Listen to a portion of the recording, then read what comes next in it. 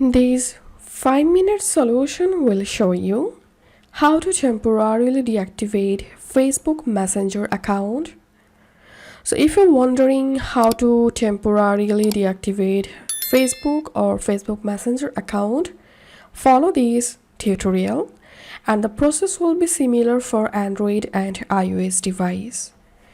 Open your Messenger and tap on this menu icon at the top left corner.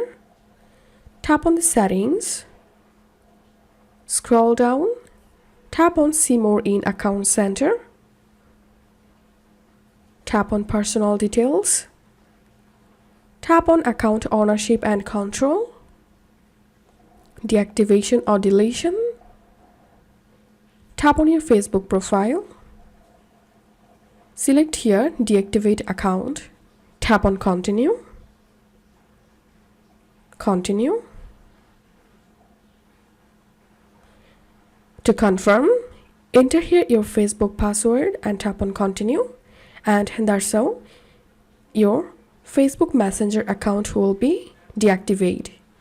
If you find this video helpful, don't forget to subscribe 5-minute solution. See you in the next video.